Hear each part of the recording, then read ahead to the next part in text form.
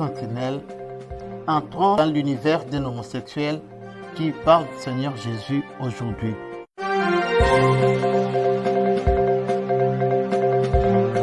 Télé Sentinelle. Shalom. Becket Cook, c'est de cet Américain qu'il s'agit. Il témoigne de sa rencontre avec le Seigneur Jésus-Christ. Suivons la deuxième partie de son témoignage.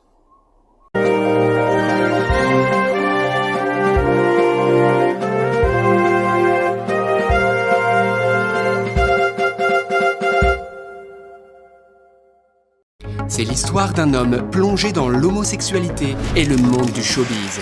Alors qu'il est adolescent, Becket se rend compte qu'il n'est pas comme les autres. Il est attiré par les garçons.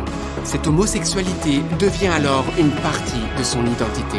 Plus tard, il côtoie les plus grandes stars et il multiplie les soirées mondaines et clubs gays jusqu'au jour où, de manière inattendue, Becket est submergé par un amour jamais ressenti auparavant. Oui, un soir, il fait l'expérience surnaturelle du Saint-Esprit. C'est le témoignage bouleversant mais vrai de Becket Cook.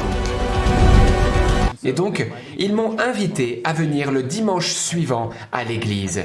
Alors, j'ai pas mal hésité, et puis j'ai répondu « Ok, ouais, je sais pas. Filez-moi l'adresse et je vais voir. » Et donc, j'ai pris toute la semaine pour réfléchir. Et quand je me suis réveillé le dimanche matin, j'étais prêt à faire le pas. Je me suis dit « Bon, ok, je crois que je vais y aller, je vais le faire. Je vais aller dans cette église. » Alors oui, j'avais un peu peur parce que, déjà, je n'avais jamais été dans une église évangélique. Je ne savais même pas comment ça se passait là-bas. Et ensuite, si un de mes amis apprenait que j'étais allé là-bas, il m'aurait traité de malade, de cinglé même. Donc c'était risqué là aussi. Mais j'y suis quand même allé.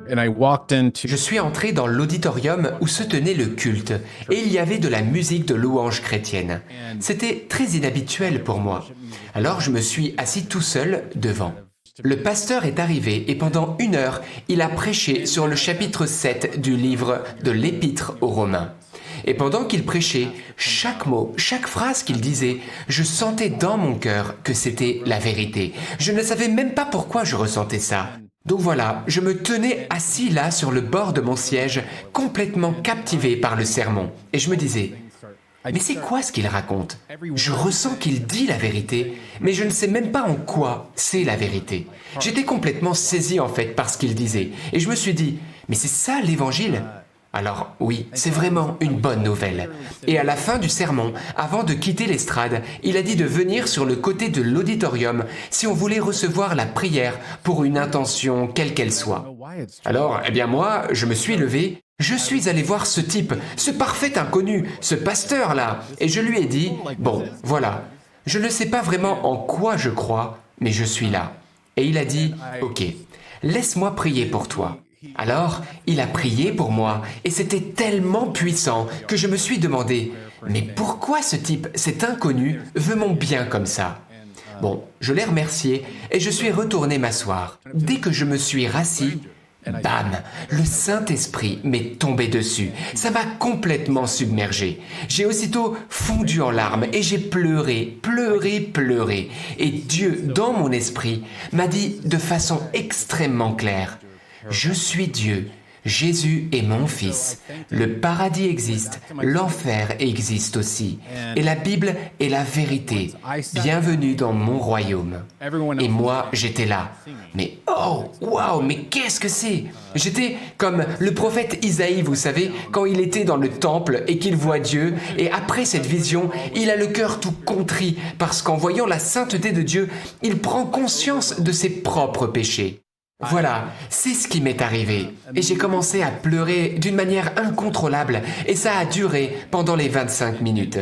C'était, je dirais, les larmes les plus libératrices que j'avais jamais eues dans ma vie.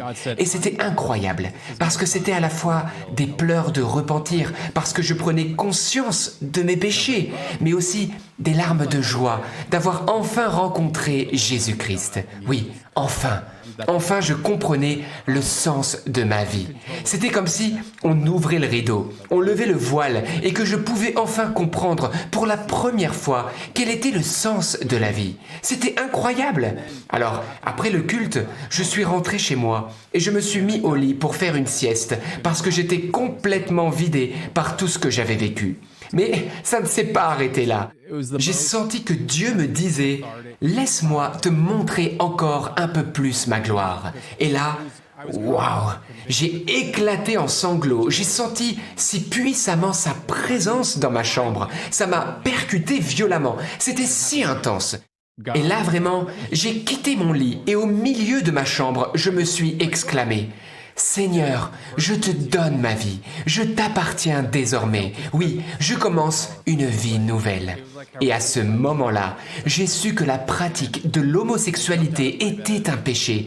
J'ai su dans mon cœur que ce n'était pas mon identité propre et j'ai su que sortir avec des hommes, c'était quelque chose que je n'allais plus faire désormais. Oui, ça m'était égal maintenant parce que je venais de rencontrer Jésus. Je me disais donc, tu veux suivre Jésus maintenant? Alors, oublie les hommes. C'était le 20 septembre 2009 et je n'ai plus jamais regardé en arrière depuis ce jour-là.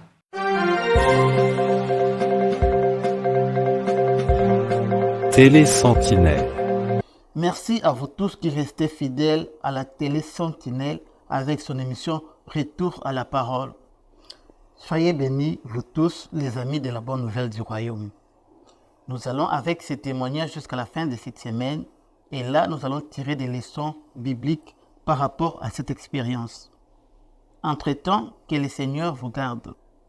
Si le Seigneur tarde à venir, nous allons nous retrouver encore demain avec la troisième partie de ces témoignages et nous allons tirer des conclusions à la fin. Soyez bénis, chers frères et sœurs, que la paix, le bonheur et la grâce du Seigneur vous accompagnent tout au long de votre vie. La Sentinelle vous dit bye bye.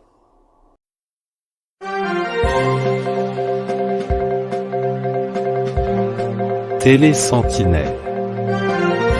La chaîne chrétienne sur YouTube qui vous ouvre les écluses de la parole de Dieu avec la sentinelle Michael Npoy. C'est le temps de nous réveiller du sommeil spirituel.